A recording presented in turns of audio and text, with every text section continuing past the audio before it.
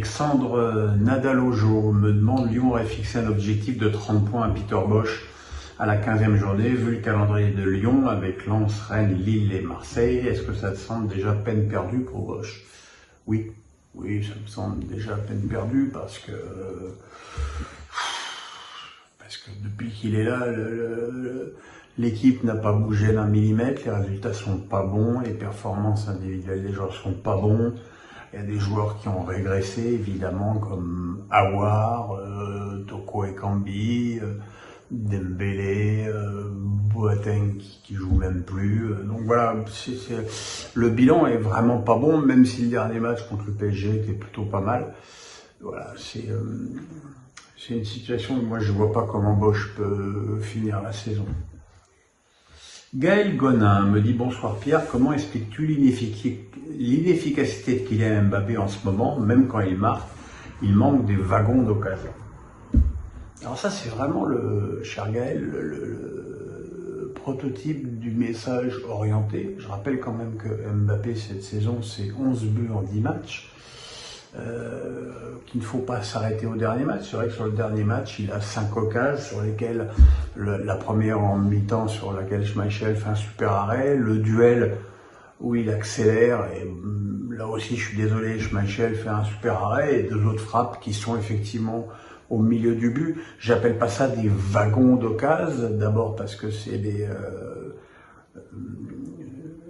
2 dernières occasions, c'est des trucs en dehors de la surface, donc c'est pas des wagons d'occasion. Au PSG, j'ai pas l'impression qu'il est vendangé tant que ça non plus. Donc lâchez-le 2 secondes. 11 buts en 10 matchs. J'ai l'impression qu'on donne de la confiture au cochon. Nicolas Escarguel, bonjour Monsieur Ménès. Bonjour.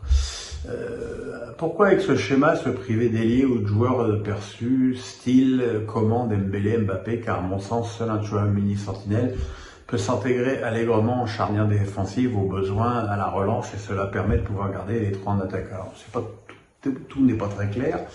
En clair, tu remets en cause ce système à 3 défenseurs que Deschamps a décrété comme ça, du jour au lendemain, et qui me paraît pas adapté aux qualités et au groupe France. Je pense effectivement qu'il faudrait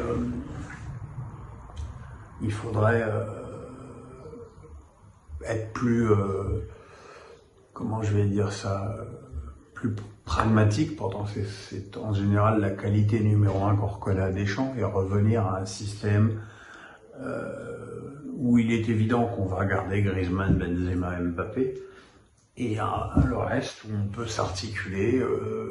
Et je pense que il faudrait qu'on joue à 4 défenseurs, et que c'est le système le plus sûr pour cette équipe de France.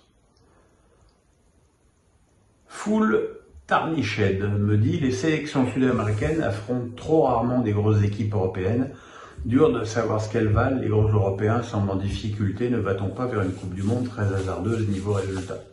Si, je pense qu'on va vers une Coupe du Monde hasardeuse niveau résultat. D'abord parce que c'est une Coupe du Monde qui va avoir lieu en novembre et que personne ne sait comment les joueurs vont agir. Alors on peut supposer qu'ils seront en meilleure forme physique que lorsqu'un tournoi comme ça a lieu en fin de saison, mais rien ne dit.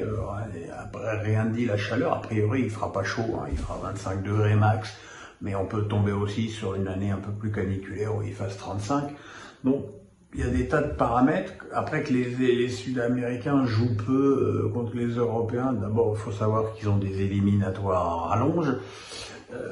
Et puis que, voilà, l'Amérique du Sud, c'est loin. Donc, à moins d'organiser une tournée du Brésil ou de l'Argentine en Europe avec 1 ou 2 matchs amicaux contre des grosses équipes. Mais bon, visiblement, c'est l'air beaucoup plus compliqué à organiser qu'à dire. Chilaver Lacam me dit: bonjour Pierre, penses-tu qu'il faut changer d'entraîneur avant la Coupe du Monde? Merci. C'est un peu comme le boycott, 2 mois avant, c'est trop tard. Il fallait se poser la question bien avant. C'est vrai que Didier Deschamps donne quelques signes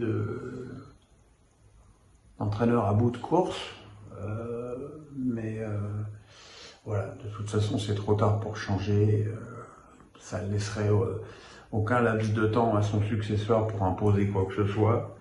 Il ferait donc une Coupe du Monde dans les chaussons de Deschamps, donc tant qu'à faire d'utiliser les chaussons de Deschamps, et ben laissons Deschamps dedans.